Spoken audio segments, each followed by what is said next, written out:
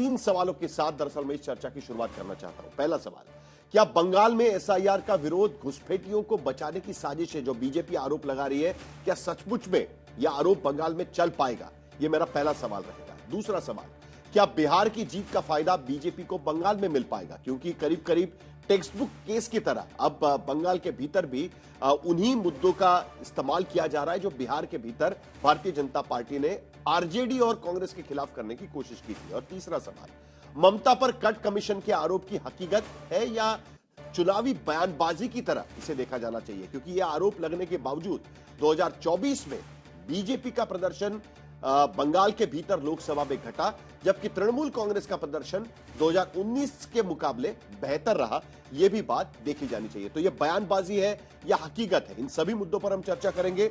सैयद जफर इस्लाम, एक बार फिर महाजंगल राज का नारा बंगाल के भीतर, और यह पहली बार नारा आपने नहीं दिया है। 2021-22 में भी आपने वही नारा दिया था, 2019 में भी आपने वही नारा दिया था, 2024 में भी आपने वही नारा दिया था। क्या एक बार फिर यही नारा बंगाल के भीतर चल पाएगा?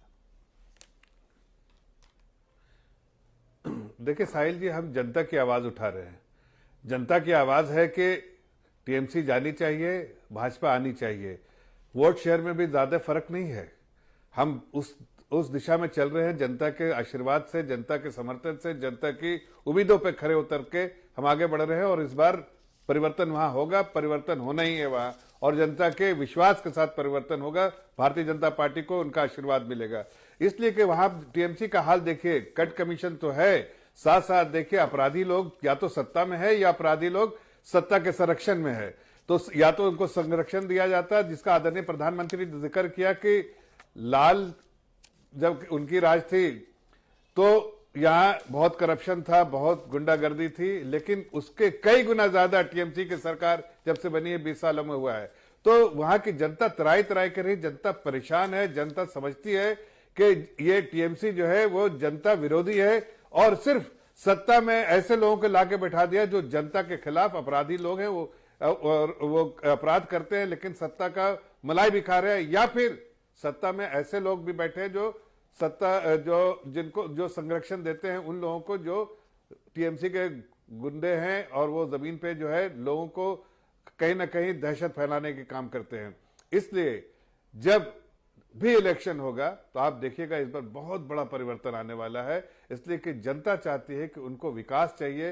इस प्रदेश में विनाश हो रहा है, विकास चाहिए। और यहां पर जो एक ऐसा गवर्नेंस मॉडल चाहिए, जो हमने देखा है कि बिहार में गवर्नेंस मॉडल का फर्क जो है, लालू यादव की जब जंगल राज को हटाया तो उसके बाद से कभी लाना नहीं चाहा, लेकिन जंगल राज का नमूना पेश कर दिया लालू यादव ने, और जनता बिल्कुल नहीं चाहती वैसा नमूना दोबारा प्रदेश की जनता को फेस करना पड़े। अब टीएमसी के वक्त खत्म हो गए, गिनती के दिन बचे हैं।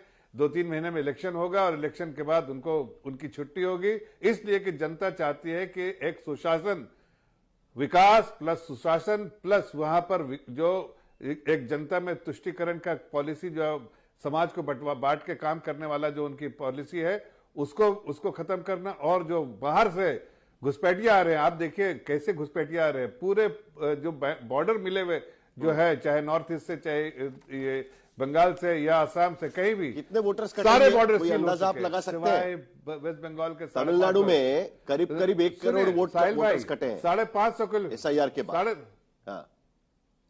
सुनिए ना साहिब भाई, 5.5, मैं तो इतना कह रहा हूं, 5.5 किलोमीटर का वो जो है बॉर्डर बंगाल का ही सिर्फ नहीं वहां सील हुआ है। ममता बनर्जी, इसलिए कि घुसपैठिए आते हैं, ममता बनर्जी के वोटर्स हैं, वो वोट देने के लिए आते हैं। तो राज्य सरकार बॉर्डर सील करते हैं, उन्हीं का ध्यान रखती है। जफर इस्लाम जी, और घुसपैठियों को राज्य सरकार की जिम्मेदारी है कि देश के बॉर्डर सील किए जाए। हमने कहा ना कि सिवाय राज्य सरकार की जिम्मेदारी है बॉर्डर सील करना, लेकिन बंगाल उसमें पीछे नहीं। मैं वो पूछ रहा हूं आपसे। नहीं देखिए, आप यहाँ पर बता, मैं आपसे जानना चाहता हूं कि क्या नहीं सेंट्रल देश की बॉर्डर को सील करना ये राज्य सरकार की जिम्मेदारी है? अरे भाई, मैं कह रहा हूं सेंट्रल गवर्नमेंट की रिस्पॉन्सिबिलिटी है, स्टेट का सपोर्ट होना चाहिए। स्टेट का बिल्कुल सपोर्ट नहीं। यही तो मैं आपसे बार बार जिक्र कर रहा हूं, जिस जगह चाहते हैं घुसपैठिया नहीं ठीक है। घुसपैठियों तो के मुद्दे पर मैं वो आपके पास प्रदेशों दोबारा ने लौटूंगा, बिल्कुल समर्थन लेकिन फिलहाल जो मुद्दा बीजेपी की तरफ से तौसीफुर रहमान बार बार उठाया जा रहा है, वो महाजंगल राज का मुद्दा बार बार उठाने की कोशिश यहां पर हो रही है। और उसके लिए सपोर्ट में यह भी कहा गया है कि एक हम डबल इंजन की सरकार बनाना चाहते हैं। और उसके लिए क्यों उन्हें इस पूरी चीजों को सपोर्ट मिलता है, क्योंकि जिस तरीके की स्थिति आज की स्थिति में बंगाल में देखी जा रही है, जैसे जीडीपी में सिर्फ 5.6% बंगाल का हिस्सा यहां पर रह चुका है। एक के बाद एक इंडस्ट्रीज वहां से निकल रही है। जो डेटा यहां पर नजर आ रहा है कि पिछले कुछ सालों में, खास करके अगर हम देखें तो 2025 तक, मतलब सितंबर 2025 तक करीब करीब 6,895 ऐसे कंपनीज है जो बंगाल से बाहर निकल जा चुकी है। ये सारे मुद्दे अगर देखें, उसके बाद एसएससी स्कैम हो या बाकी सारे स्कैम्स हो, ये बार बार बीजेपी वहां पर उठाती रही है, पॉन्जी स्कैम एसेंसोल का हो, ये सारे मुद्दे पर क्या आपको लगता है कि ममता बनर्जी की सरकार को कॉर्नर करने में बीजेपी कामयाब हो पाएगी? बहुत बहुत शुक्रिया साहिल भाई, आपने बोलने का वक्त दिया। देखिए, पहले तो एसएससी के बारे में आपको क्लियर कर दूं।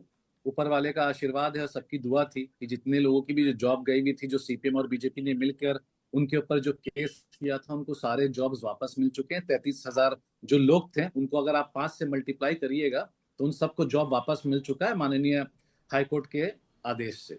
अब देखिए साहिल भाई, बहुत इंपॉर्टेंट शो है आपका, और आपका जो सवाल होता है वो काफी एक न्यूट्रल बेस में होता है और वाजिब सवाल होता है, उसमें कोई दो राय नहीं है। देखिए, एक वक्त था कि जब प्रधानमंत्री बंगाल आया करते थे, चाहे वो कोई भी प्रधानमंत्री हो, चाहे ये गवर्नमेंट के हो या चाहे पहले वाले गवर्नमेंट को, एक उत्साह होता था। 2014 से पहले या इंडिपेंडेंस के बाद एक उत्साह होता था कि भाई बंगाल में प्रधानमंत्री आ रहा है तो शायद कोई सटीक बात कह के जाएगा जिसमें एक सेंस बनता है, कि हाँ, आज प्रधानमंत्री की बात, एक मूल्य बात आई है कि हम सुनेंगे। और आपको अच्छे से पता होगा कि बंगाल में रहने वाले लोग काफी कॉन्शियस हैं। मतलब आप उनको साइडलाइन नहीं कर सकते कुछ भी बोलकर कि हम आपको रोटी कपड़ा मकान दे देंगे। तो वो आपसे पूछेंगे कि रोटी कपड़ा जो मकान देंगे उसका पॉपुलेशन के हिसाब से, उसके इंडेक्स के हिसाब से, उसका जो डिस्ट्रीब्यूशन जो लेवल होगा, जो पावर जो होगा, वो किस हिसाब से देंगे। मतलब बेवकूफ नहीं है जनता।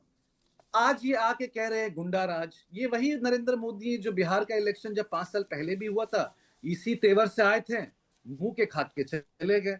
और तो और उसके बाद तो एमपी इलेक्शन भी हुआ 2021 में, तो बंगाल जीत ही गया, तृणमूल कांग्रेस जीत गया, 60-70 सीट में समेट गए थे, क्योंकि उस वक्त नारा था अब की बार 300 पार। हालांकि 294 सीट है, मगर उस वक्त बीजेपी का नारा था कि अब की बार 300 पार। वो और 6 कहीं से लेकर आने वाले थे, पर उनको मिला नहीं। एनीवेज, वो 60-70 में उठ गए। बात कर रहे हैं जंगल राज, कट कमीशन, सब कुछ की। पर मेरा एक कंसर्न है कि जल जीवन मिशन का पैसा, आज नरेंद्र मोदी हमारे बहुत करीब में थे, हमारे प्रिय हैं वो, सिर्फ वो बीजेपी के प्रधानमंत्री थोड़ी ना है, हमारे भी प्रधानमंत्री हैं, हमारे बहुत करीब थे। ये बोलकर एक बार चले जाते हैं कि देखो, आपने मुझे वोट नहीं दिया, हमने आपका जल जीवन मिशन, आवास योजना, मनरेगा और बंगाल के जितने भी सेंट्रल फंड्स थे, हाँ बंगालियों, ये सच है कि मैंने ये रोक दिया है। और अगर ये झूठ है साहिल भाई, तो पार्लियामेंट्री रिपोर्ट तो आपके पास मिल जाएगी, ऑडिट रिपोर्ट तो आपका मिल जाएगा। मैं कह रहा हूं आपको, not as a speaker, not as a spokesperson, as a Bengal का जनता, कि आपका जूता मेरा सर।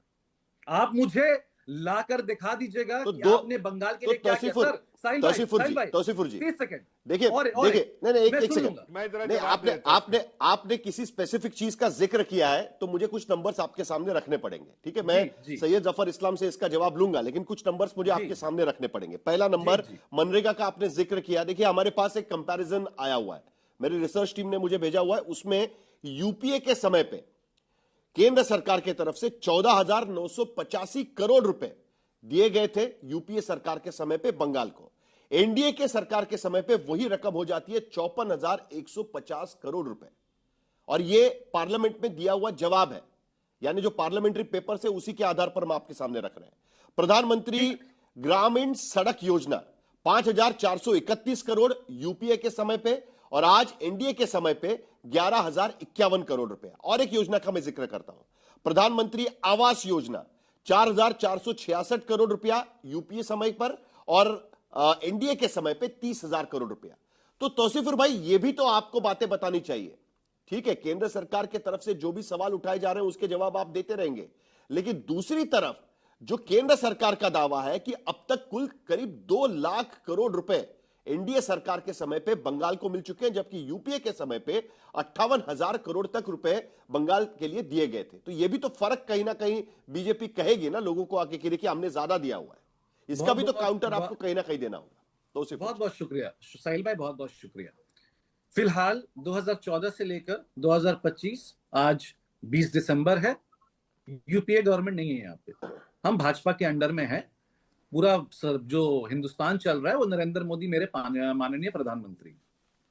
आप आंकड़ा दे रहे हैं मुझे, अच्छी बात है, ये तो आपको मिला, आपने मुझे बता दिया। भैया हमें दिया कितना गया है, आपने हमें दिया कितना, आप हमें ये बता दीजिए।